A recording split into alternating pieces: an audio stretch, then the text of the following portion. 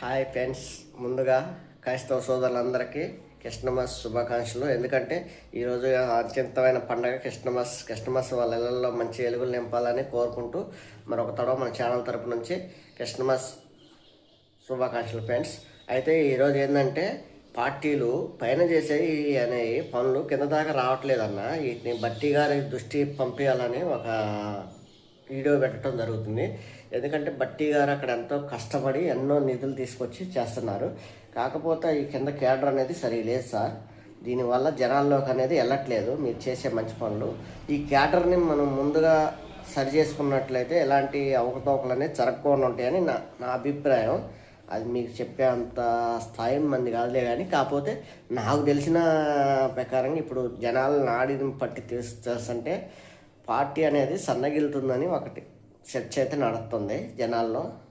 అది కాకుండా మనం కొద్ది పనులు చేసేవి మంచిగా కింద సురుకోనాలను పెట్టి వాటిని పెషరాలు చేపించి వీళ్ళు కొద్దిగా కింద స్థాయిలు కూడా కొద్దిగా ఏది పడితే అది మాట్లాడుతున్నారు ఇష్టం వచ్చినట్టు. అది కరెక్ట్ కాదన్న.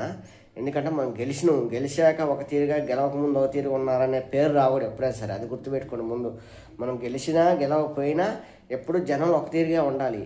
ఇవాళ గెలిచాం కదా అని ఇంకొక తిరిగి మాట్లాడితే రేపు మీరు ఇంటికి వెళ్ళిపోతే చెప్పులు తీసుకొని వేస్తారు. అదొకటి గుర్తుపెట్టుకోండి.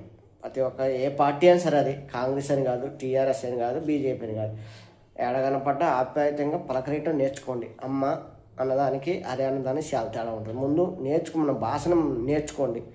ఏదో బెదిరించినట్టుగా మేము కాలు ఎగరేసి మా పార్టీ గెలిచిద్ది మాదే చేసిద్ది అనుకుంటే అది మీ భ్రమ. సాప్ కింద నీరు లెక్క పాకిద్ది. తర్వాత చేజారిపోయాక చేతులుగా లేక ఆకులు పట్టుకుంటే ఏది రాదు ఫ్రెండ్స్.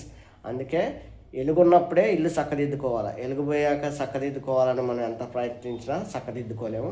అలాగే ఏ పార్టీ అయినా సరే జనంలో ఉన్నప్పుడే, జనంలోకి ఇంకొద్ది చురుగ్గా తీసుకెళ్ళినప్పుడే పార్టీ అనేది నిలబడిద్ది. ఏ పార్టీ అయినా మన పార్టీ ఉంది, తిరగలేదు, మన ఇదే మంది అని అనుకుంటే అది పోద్ది. అర్థమైందా? గద్దొచ్చి కోడికలు తనుకుంటూ పోతారు.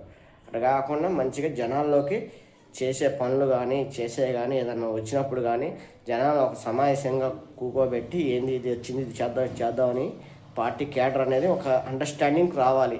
నేను మాట కాకుండా ఎవడు ఇష్టం వచ్చినట్టు పెత్తనం తీసుకుని పార్టీని పాడు చేస్తే గట్టే ఫలితాలనే తారుమారయ్యే అవకాశం ఉంది. దయచేసి ఇప్పటికైనా సరే మిమ్మల్ని ఒకటే కోరుకునేది, ఏ పార్టీ అయినా, అది టీఆర్ఎస్ అయినా బీజేపీ అయినా, నాకు ఒక పార్టీ అని కాదులే, కానీ ఏ పార్టీ అయినా సరే మంచిగా ఎదగాలి, మంచిగా పనులు చేసుకోండి. అర్థమైందా? మీ ఎదుగుదల మంచిగా ఉంటే మంచిది. మన తెలంగాణ బాగుపడటం కావాల్సింది. అది ఏ పార్టీ అయితే మనకి ఎందుకన్నా, కాంగ్రెస్ అయితే ఏంది, టీఆర్ఎస్ అయితే ఏంది, బీజేపీ అయితే ఏంది, మనకి ఏదైనా ఒకటే. అందుకే